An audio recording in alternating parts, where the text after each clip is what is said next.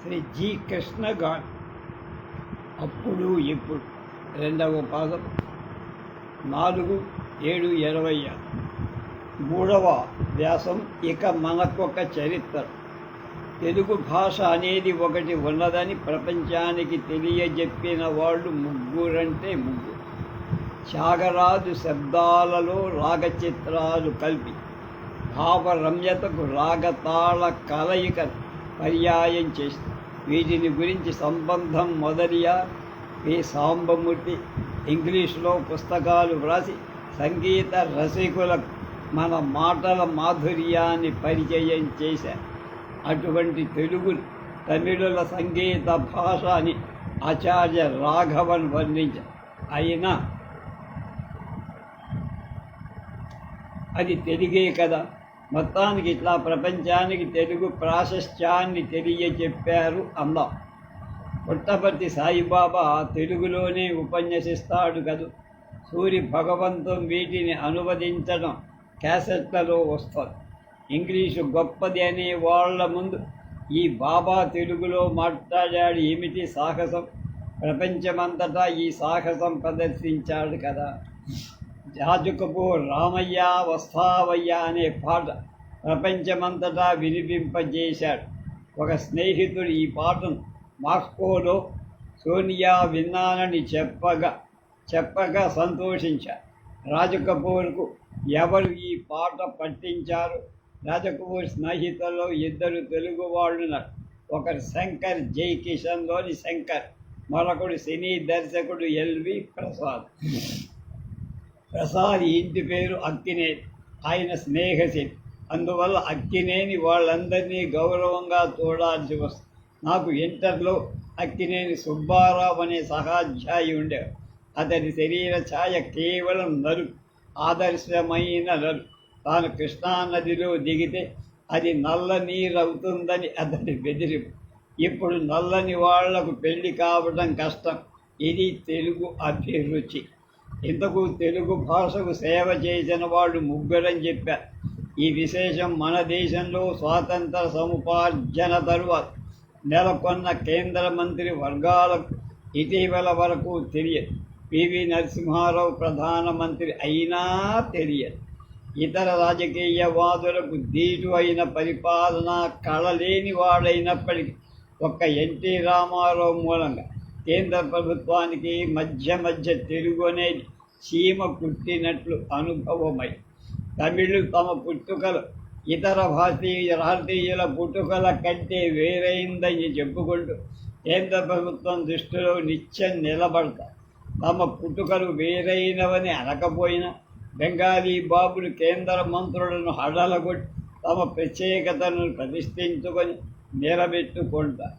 ఎక్కడ చూసినా మలయాళీలే కాబట్టి వాళ్ళు కూడా బెంగాలీల వలనే ప్రాధాన్యం వహిస్తూ పనిచేసి పంజాబీలు అనుభవిస్తున్నారు.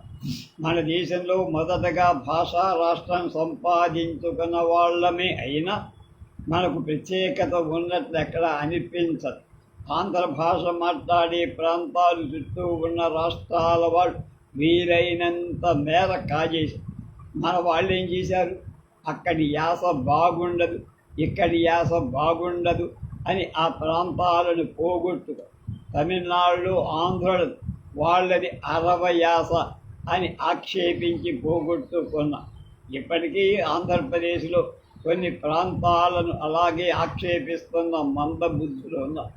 వ్యావహారిక భాష అనేది ఒక భాష శైలి కదు, మాతృభాష అయింది. ఆంధ్రప్రదేశ్లో ఎందరి మాతృభాష వ్యావహారిక భాష అయిన యాసల పట్ల, మాండలికాల పట్ల ఏవగింపులు ఉంటూనే ఎవడి యాస వాడి అనడం వ్యావహారికం అయ్యిందా?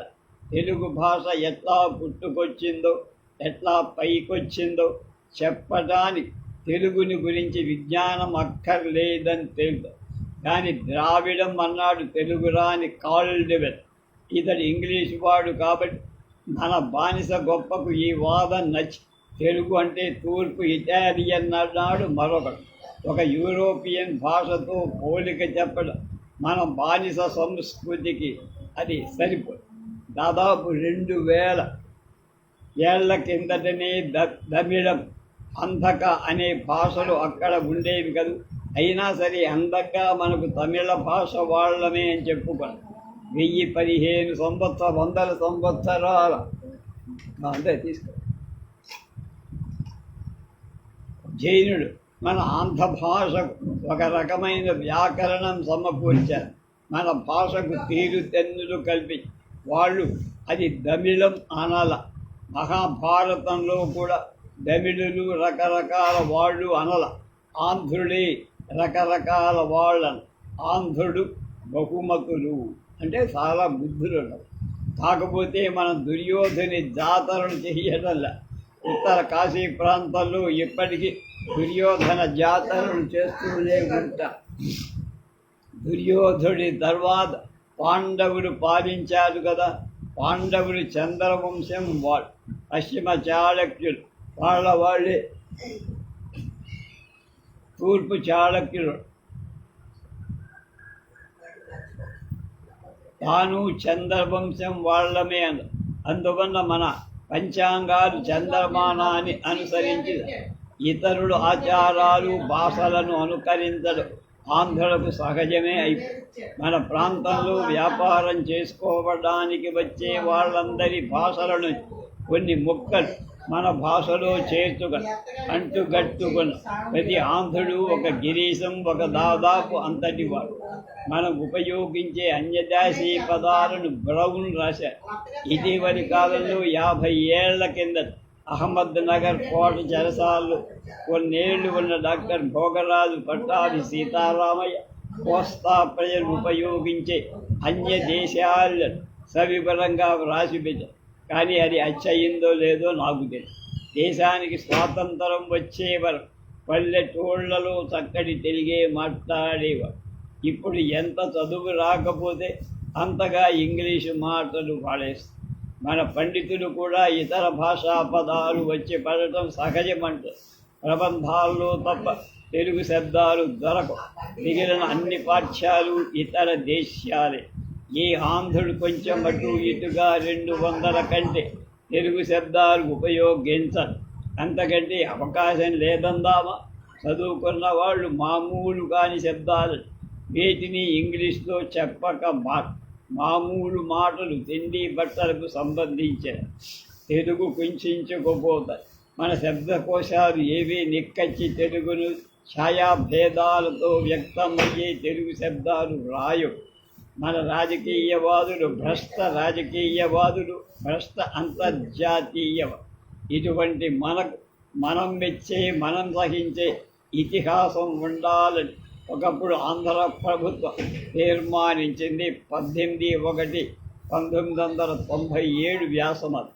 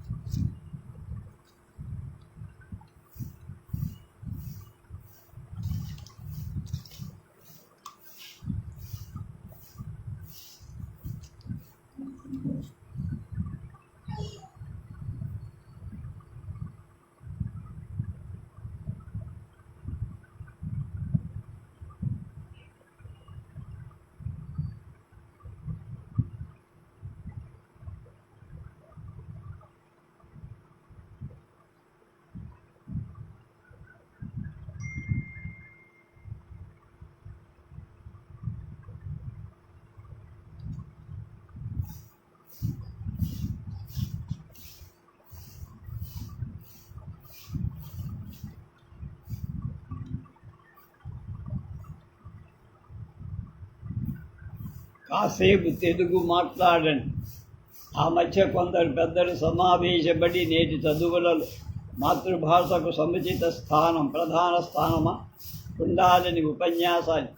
ఆంధ్రప్రదేశ్ ఏర్పడి 50 ఏళ్లకు ఆంధ్రప్రదేశ్ ఆంధ్ర భాషకు బదులు ప్రాధాన్యం ఉండాలని బడుల ఒక ఉపన్యాస కార్యక్రమం జరిగి పత్రికలలో ఈ వార్త కూడా పడి. స్థూలంగా చెప్పాలంటే ఈ ఉపన్యాసకులలో ఒక్క వావిలాల గోపాలకృష్ణయ్య గారు మాత్రం తెలుగు అభిమానం. మిగతా వాళ్ళు కోపం తెచ్చుకోవద్దు. తెలుగు అభిమానం వల్ల ఆయనకు ఎదురయ్యే కుటుంబ సమస్యలు ఏమీ లేవు. అసలు కుటుంబమే లేదు కదా. ఇది ఏమైనా అతడు తెలుగు అభిమాని అనేది నిస్సందేహం. మిగతా వాళ్ళు మాత్రం ఏం చేయగలుగుతారు? చదువులకు ఆధారం ఇంగ్లీష్ అయిపోయింది. చదువు అంటే ఇంగ్లీష్ అయిపోయింది. అది ఉన్న స్థితి. తెలుగుకు చదువులో ప్రాధాన్యం ఉండాలని ఉపన్యసించిన వాళ్ళందరికీ ఒక విషయం జ్ఞాపకం చెయ్యి. ప్రభుత్వ విద్యాలయాల్లో తెలుగులో పాఠం చెప్పగల సత్తా ఉన్న వాళ్ళని ఉపాధ్యాయులుగా వేశారా, లేక స్థానిక రౌడీ సంఘసేవక ఒకడు సిఫార్సు చేసిన వాళ్లను నియమించారా అని ప్రభుత్వ ఉపాధ్యాయులు ఎవరైనా ఉపాధ్యాయ సంఘ కార్యకలాపాలు ఎక్కువ ఆసక్తి చూపకుండా నిజంగా పాఠం చెప్పబూనుకుంటే ప్రభుత్వ విద్యార్థులు వింటారా? ప్రస్తుతం వీధికి 1-2 పాఠశాలలు కళాశాలలు కూడా ఉంటున్నాయి కదా. వాళ్ళు ఇంగ్లీష్ చెప్తారనే కదా మన దేశీయులు పెద్ద పెద్ద రుసుములు చెల్లి తమ సంతానాన్ని ఆ బడులలో చేరుస్తున్నారు. అదే మమ్మీ డాడీ బదులు ఎంత ఎక్కువ రుసుము తీసుకుంటే అంత గొప్ప పేరు. మార్కులు తక్కువ వస్తే తల్లిదండ్రులు ఓర్చుకోరు. తల్లిదండ్రులకు గొప్ప స్వేచ్ఛ. ఎల్కేజీ విద్యార్థులకు కూడా ట్యూషన్ సౌకర్యం లభిస్తుంది. మమ్మీ డాడీ బడులలో మొత్తం చదువంతా ఇంగ్లీష్. తల్లిదండ్రులకు కావలసింది కూడా అలాగే మమ్మీ డాడీ కళాశాలలు ఉన్నాయి. పూర్వం ఒక విశ్వవిద్యాలయానికి కొన్ని అనుబంధ కళాశాలలు అంటూ ఉండే. ఉస్మానియా విశ్వవిద్యాలయానికి మాత్రం 4 జూనియర్ కళాశాలలు మాత్రమే అనుబంధ కళాశాల. అవి హైదరాబాద్ సిటీ కాలేజీ, వరంగల్, ఔరంగాబాద్, గుల్బర్గా. ప్రభుత్వ కళాశాల 4 జూనియర్ కళాశాలల అనుబంధంతో విశ్వవిద్యాలయం ఎలా పెట్టారు అడగద్దు. అప్పటి పరిస్థితి ఏమిటంటే మమ్మీ డాడీ కళాశాలలు ఉన్నాయి కదా, అవి కాక కులాల ఆధారంగా ఇంజనీరింగు, మెడికల్ కళాశాలలు నెలకొల్పనిస్తున్నారు. దీంతో పాటు ప్రైవేట్ విశ్వవిద్యాలయాలు నెలకొల్పే వీరు కూడా కలిపి. దీనికి వల్ల తేలుతుంది ఏమిటి అంటే కులాల వారీగా విశ్వవిద్యాలయాలు కూడా నెలకొంటున్న డబ్బు వసూలు చేసుకోగలిగేవాడు విశ్వవిద్యాలయాలు పెడతారు. రాజకీయాలను ఆధారంగా చేసుకొని కూడా విశ్వవిద్యాలయం పెడతారు. విశ్వవిద్యాలయాల్లో దేశ భాషల ప్రాధాన్యం ఉంటుంది కానీ అది ఎవరికి కావాలి? ఆ చదువు యావత్తు ఇంగ్లీష్ కావాలనుకే అనుకునే అసంఖ్యాక భారతీయులు మాత్రం మమ్మీ డాడీ మమ్మీ డాడీ విశ్వవిద్యాలయాలకు చేస్తారు. అంటే విద్యాలయాలని ధర్మ నిలయాలై, వర్ణాశ్రమ ధర్మ నిలయాలై భారతదేశ గత సంస్కృతిని ప్రతిబింబిస్తూ ఉంటాం. చదువు అంటే ఇంగ్లీషు కాబట్టి ఇంగ్లీషే చదివే అవకాశం సుష్టుగా కలుగు. తెలుగు భాషను మాట్లాడేవాడు అక్కడ ప్రత్యేక కేంద్రాలు జాగ్రత్తగా పరిరక్షిస్తూ. గోపాలకృష్ణయ్య గారు, మీరు అధికార భాషా సంఘ అధ్యక్షుడిగా తెలుగు వాడకాన్ని ప్రోత్సహించాలని ప్రయత్నించారు. కానీ మన పెద్దలకు తెలుగు అక్కర్లేదండి. తెలుగు అధికార భాష కాదు. కానీ బ్రిటిష్ వాళ్ళు మన ఆంధ్రప్రదేశ్ వాళ్ళకంటే ఎక్కువ తెలుగే ఉపయోగించేవాళ్ళు తెలుసా? అసలు మన దేశంలో రాష్ట్రాలకు ఆంగ్ల రాష్ట్రం ఇట్లా తిరిగి నామకరణం చెయ్యదు. 1వ ఆంగ్ల రాష్ట్రం, 2వ ఆంగ్ల రాష్ట్రం. తెలుగులో చదువు చెప్పని వాడు ఆంధ్రప్రదేశ్ అనే పేరు మాత్రం అట్టి పెట్టుకోవటం దేనికయ్యా? ఆంధ్రప్రదేశ్కు మారుగా ముందు రాష్ట్రాలు ఏర్పాటు చేయొచ్చనే మేధావులు 60 ఏళ్ళు మొగుడి కంటే 20 ఏళ్ల వాడు ముగ్గురు భర్తలైతే మంచిదన్న కాదు. ఆ మాట అంటే తెలుగువాడు ఎవడు రోషపడక్కల. ఇంగ్లీషు ప్రధాన భాష అనుకున్నవాడే రోషం అడ్డు రావాల్సి ఉంది. ఈ మధ్య పెట్టిన ఉపన్యాస కార్యక్రమాన్ని రాజకీయ పక్షాల ప్రతినిధులు వచ్చారు. వాళ్ళు తెలుగు భాషకై చేసిన పాఠేమో ఎవరికీ తెలియదు. ఈ తెలుగు అవసరాన్ని గురించి ఉపన్యసించిన వాళ్ళు ఎవరైనా చెప్పగలరా గట్టిగా 4-5 నిమిషాలు? మీలో ఎవరైనా తెలుగులో మాట్లాడగలరు. ఇంగ్లీషు చాపల్యం 10 నిమిషాలు వదులుచుకోగలరా? తెలుగు భాష ఎట్లా ఏర్పడిందో, ఎట్లా పరిపుష్టమయ్యిందో, ఎంతగా వ్యక్తిత్వం కలిగిందో వగైరాలు ఎవరైనా వ్రాశారా? ఆలోచించారా? ఎప్పుడు వెనక ఎవడో వ్రాశాడంటే కదా మన నమ్మకం. తెలుగు భాష బోధన ఇంగ్లీషు భాషా బోధన లాగా తీర్చిదిద్దారు మన కాలేజీలు, విశ్వవిద్యాలయాలు. అది తప్పు. ప్రతి పదార్థ బోధన, ప్రతి పదేతిహాస బోధ అంతటి పటిష్ట పద్ధతి కాదు. ఎప్పుడైనా వ్రాయాలని ఉంటుంది, కానీ దేనికి? కొన్నేళ్ల తర్వాత తెలుగనే భాష ఉండేదని చెప్పుకోవటమే. మన దేశంలో అధికారం నెరపే పక్షంలో ఉన్నవాడు, అధికారం కోసం తంటాలు పడేవాడు కూడా ప్రయోపయోగ కార్యాలని ఎవళ్ళు చేయాలని ఉపన్యాసాలు ఇస్తారు కదా. ఎవరో వావిలాల వారు లాంటి వాడు తప్ప. 1-3-1990 ఇవాళ చివరి వ్యాసం. చిక్కిపోతోంది తెలుగు. జాన్సన్ అనే ఇంగ్లీషు రచయిత వద్దకు ఒకడు ఈగను గురించి ఎంతోసేపు చెప్పసాగా. వీడు ఈగను గురించి ఇంత మాట్లాడుతున్నాడంటే ఏనుగు గురించి చెప్పాల్సి వస్తే ఎంతసేపు మాట్లాడేవాడు అని జాన్సన్ అనుకో. అలాగే నేను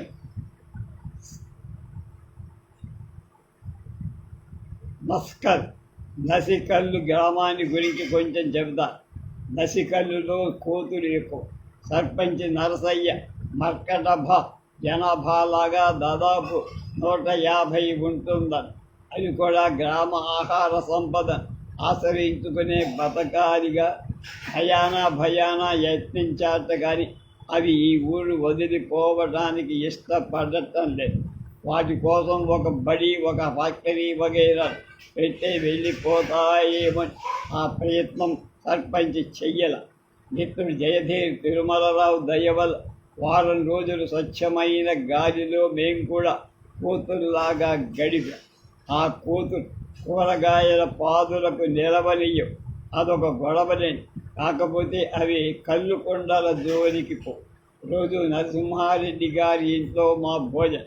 నా భార్యకు వంట ఉద్యోగం నుంచి 6 దినాలు సెలవు వచ్చింది కదా అని సంతోషం. అక్కడికి దాదాపు 20 మంది పరిశోధకులు తెలుగు విశ్వవిద్యాలయం నుంచి, కాకతీయ విశ్వవిద్యాలయం నుంచి వచ్చారు. సొంత వడ్డన భోజనాల పద్ధతి ఆతిథ్యం నడుస్తారు. ఉన్నట్టుండి ఒక 60 మంది విద్యార్థులు వెంకటేశ్వరి డాక్టర్ ఆచార్య రామకృష్ణ భార్య లలిత వచ్చింది. భద్రాచలం ప్రాంతానికి వెళ్ళి కోయలలో ఒక తెగను గురించి వివరాలను నమోదు చేసుకుని బకుళాభరణ రామకృష్ణ ఇంట చేసుకొని వచ్చారు. వాళ్ళు ఎంత శ్రద్ధ! పరిశోధకులంతా ప్రతి మాట నమోదు చేసుకునే ట్రాన్సిస్టర్లు కలిగినవాడు. కొందరి వద్ద కెమెరాలు కూడా. నత్యాచారిని అనురాధ కొన్ని 100 ఫోటోలు తీసింది. మాదిగ భాగవతుల రూపకాల ప్రదర్శన తతంగం లాంటిదే. పరిశోధకుల జిజ్ఞాస పరిశ్రమ.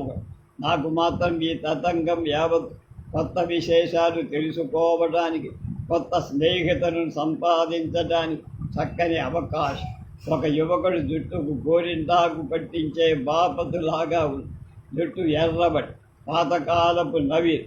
ఇతడి చేతిలో అక్షర జ్యోతి అనే ప్లాస్టిక్ సంచి చూస్తూ ఆ మధ్య పల్లెల్లో జనాలకు అక్షరాలు నేర్పేవాడు తయారవుతున్నారు.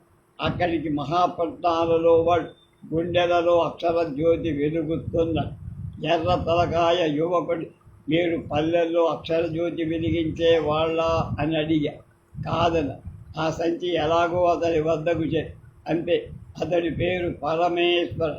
ఈశ్వర ఫ్యాక్టరీ తెలుగులో ఈసీఐఎల్, ఈశ్వర రాదు, ఈశ్వర అది అంటారు.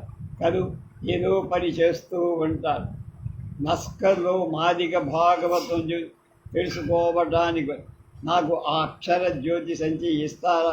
కావాలంటే వేరే సంచి ఇస్తా. అక్షర జ్యోతి సంచిలోని అక్షరాలు మీరే అట్టే పెట్టుకోండి. అతడు నన్ను జింగిరి కిషన్ని చూసినట్టు చూసి ఆ సంచిని ప్రకరణ శుద్ధితో నాకు దానం చేశా. దానికి ఒక వైపున తెలుగు వర్ణమాల, ఇప్పుడు తెలుగు అక్షరాలు సరిగ్గా ఉన్నాయి. పాఠ్యాలయాలు విద్యాలయాల పాఠ్య ప్రణాళిక ద్వారాను, సినిమాల ద్వారా, దూరదర్శన్ ద్వారా, మాట సోపు బాడీల ద్వారా విస్తృతంగా వ్యాపిస్తుంది కదా. వాళ్ళకి పిచ్చిట అనడానికి మారుగా వాళ్ళకి పిచ్చట అంటున్నారు కదా. ఆడ మగ అంతా అనేకానేక ఉదాహరణలు ఉన్నాయి.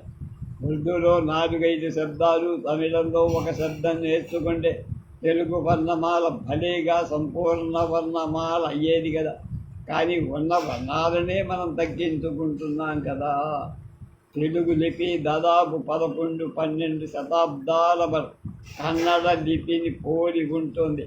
సరే, మన లిపులు అన్నీ బ్రాహ్మీ నుంచి రూపొందాయి.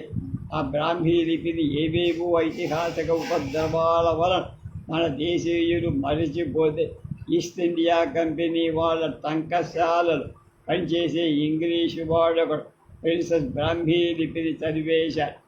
మన వాళ్ళు బ్రాహ్మీ లిపిని విస్మరించి పాటలీపుత్రంలోని నగర శ్రేష్ఠులు ఉపయోగించే లిపిని దేవతలు ఉపయోగించే లిపి అన్నారు. భలే వాళ్ళే. ఇంతకు తెలుగు లిపిని కాకతీయ కాలంలో చక్కగా గుండ్రంగా తీర్చిదిద్దారని మా లెక్క. నాకు ఇంగ్లీషు వాళ్ళంటే ఇష్టం లేదు, కానీ తెలుగులో విరామ చిహ్నాలు బ్రౌన్ ఏర్పాటు చేసినందుకు కృతజ్ఞత.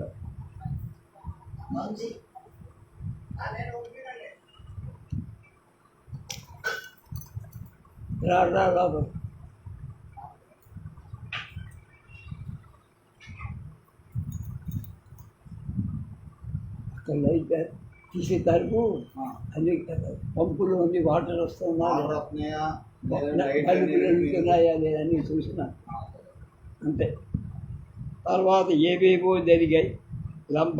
బండీరాలు పోగొట్టుకున్న జ్ఞా వగైరాలు కాక అలు ఉలు వగైరాలు తొలించారు.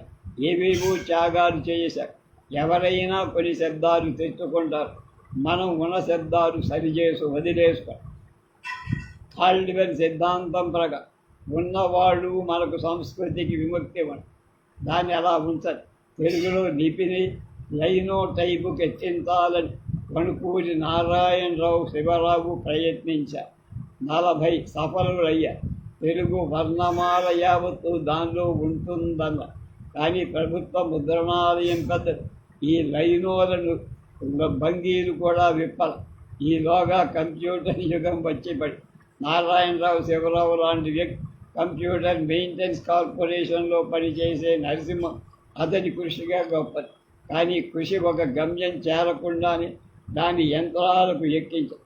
పత్రికలలో తప్పులో తప్పు, వాటిని సరిచెయ్యాలంటే ఈలోగా తెలుగులో ఈ కొత్త ఎలక్ట్రానిక్ టైప్ రైటర్లు వచ్చి ఎవడు కొంటాడు? అసలు తెలుగు విధి సౌందర్యాన్ని నేర్పాలని ప్రభుత్వ ముద్రణాలయంలోని పరిశోధక బృందం, శివరావు బృందం చాలా ఒకనాడు చూడబోయా. అప్పుడు ఉదయం రంజన్ గారిని అధికారి పరిశోధన ప్రోత్సహించి, ఇప్పుడు ప్రభుత్వ ముద్రణాలయ అధికారి ఒక పోలీస్ అధికారి పివి నాయుడుగా. అతనికి తెలుగు లిపి పట్ల భక్తి ఉందని విని తెలుగు కూడా ఒక అంగరక్షకుడు వచ్చాడని సంతోషించిన బాడీగార్డ్ తెలుగు లిపికి నచ్చిన కొన్ని మార్పులు చూసి లిపిలో వచ్చిన చూసి రావడానికి అతడు పరిశోధన ఆసక్తుడైన మిత్రుడు శివరావును తంజావూర్, సరస్వతి మహల్, మద్రాస్ వగైరా చోట్లకు పంపాడు.